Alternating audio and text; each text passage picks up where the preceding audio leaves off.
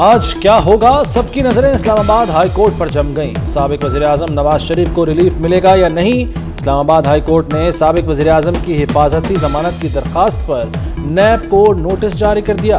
حکام کو صبح 9:30 بجے پیش ہونے کی ہدایت۔ نیب نے نواز شریف کو کلیئرنس دے دی۔ وکیل امجد پرویز نے کہا کہ نواز شریف عدالت کے سامنے سرنڈر کرنا چاہتے ہیں۔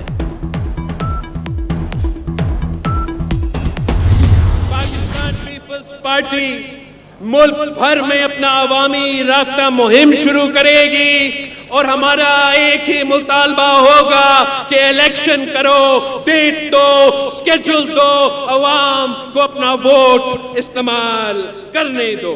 ان کو آپ کا مطالبہ، عوام کا مطالبہ ماننا پڑے گا۔ الیکشن کا بار بار تاخیر ووٹ کی عزت نہیں، ووٹ کی بےزتی۔ اور بولے یا نہیں بولے، میں تو ضرور بولوں گا، اپنا حق کا مطالبہ کرتا رہوں گا۔ ایک شخص کے لیے انتخابات کو روکا گیا۔ پاکستان کو لندن سے نہیں چلایا جا سکتا، ہمیں 1990 اور 2017 کا پاکستان نہیں چاہیے۔ بلاول بھٹو کا کراچی میں سانحہ کارساز پر منعقدہ جلسے سے زوردار خطاب۔ کہا سلیکشن کی سیاست نے جمہوریت کا جنازہ نکال دیا، انتخابات کے لیے عوامی رابطہ مہم چلانے کا اعلان کر دیا۔ بلاول بھٹو نے کہا کہ ماضی میں قصور کسی کا بھی ہو، ہمیں انتخابات کرانے ہوں گے۔ اسرائیل درندگی کی حدیں پار کر گیا۔ غزہ کے اسپتال پر خوفناک بمباری، خواتین اور بچوں سمیت 850 فلسطینی شہید، سینکڑوں زخمی ہو گئے۔ زخمیوں کے علاج کرتے ڈاکٹر بھی شہید ہو گئے۔ نہتے مدد کے لیے آوازیں دیتے رہے، پیاروں کو پکارتے رہے۔ صہیونی ریاست نے اپنا گناہ حماس کے سر ڈال دیا۔ اسپتال پر حملے کی ویڈیو لگائی پھر ڈیلیٹ کر دی۔ شہید فلسطینیوں کی تعداد 3500 سے تجاوز کر گئی۔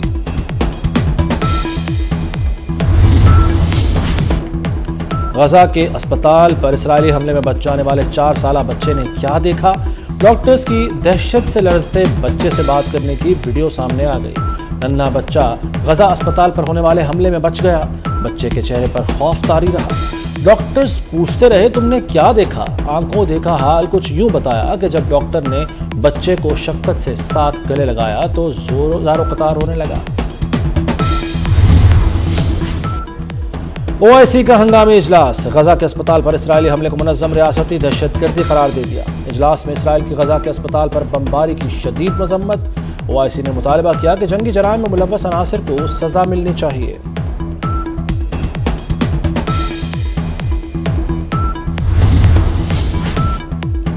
سلامتی کونسل میں غزہ جنگ بندی کی قرارداد امریکہ نے ویٹو کر دی۔ سلامتی کونسل میں جنگ بندی کے لیے قرارداد برازیل نے پیش کی تھی۔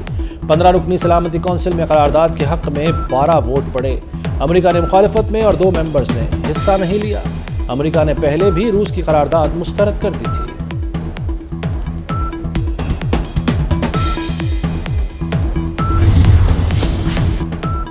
اسپتال پر بمباری نے دنیا کو ہلا کر رکھ دیا۔ فرق نہیں پڑا تو امریکہ کو۔ عالمی برادری کے اسپتال پر حملے کی شدید مذمت۔ سعودی عرب، ترکی، ایران، فرانس اور کینیڈا کا سخت رد عمل۔ اقوام متحدہ کا کہنا ہے کہ اسپتال پر حملہ ناقابل قبول ہے۔ فرانسیسی صدر نے کہا کہ اسپتال پر حملے کا کوئی جواز پیش نہیں کیا جا سکتا۔ برطانوی وزیر خارجہ نے غزہ کے اسپتال پر حملے کو انسانی جانوں کا ضیاع قرار دیا۔ ترک صدر اردوان کا اسرائیل سے وحشیانہ جنگی جرائم روکنے کا مطالبہ۔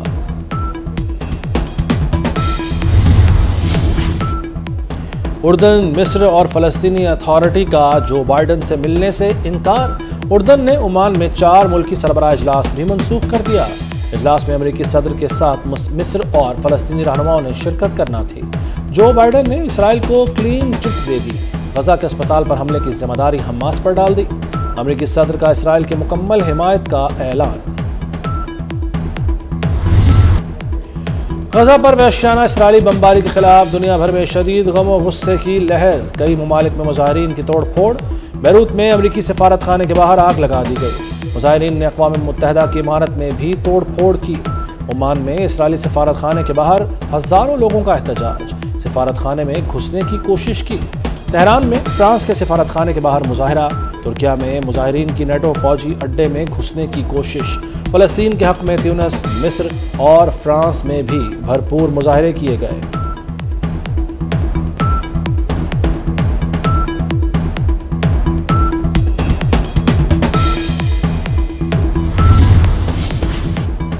وزیر اعظم انوار الحق کاکڑ نے سی پیک میں دیگر ملکوں کو سرمایہ کاری کی دعوت دے دی۔ بیجنگ میں BRI فورم سے خطاب میں کہا کہ بیلٹ اینڈ روڈ ترقی اور خوشحالی کا منصوبہ ہے۔ سی پیک کے تحت $25 ارب کے 50 سے زائد منصوبے مکمل ہو چکے۔ پاکستان سی پیک میں دیگر ملکوں اور شراکت داروں کا خیر مقدم کرے گا۔ وزیر اعظم کی چینی ہم منصب لی چانگ سے ملاقات، پاک چین تعلقات کو مزید مضبوط بنانے پر اتفاق۔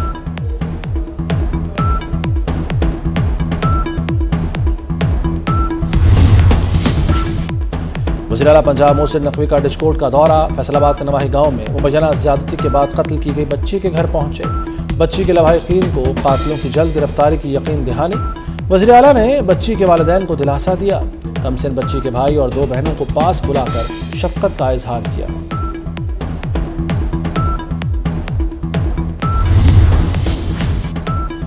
پاکستان کا ابابیل میزائل کا کامیاب تجربہ۔ میزائل سسٹم کا مقصد خطے میں اسٹریٹجک استحکام یقینی بنانا اور مختلف ڈیزائن ٹیکنیکل پیرامیٹرز کی توثیق کرنا تھا۔ تجربے کے دوران ویپن سسٹم کے مختلف زیریں پہلوؤں کو بھی جانچا گیا۔ وزیر اعظم اور عسکری قیادت کی جانب سے بھی کامیاب میزائل تجربے پر سائنسدانوں اور انجینئرز کو مبارکباد دی گئی۔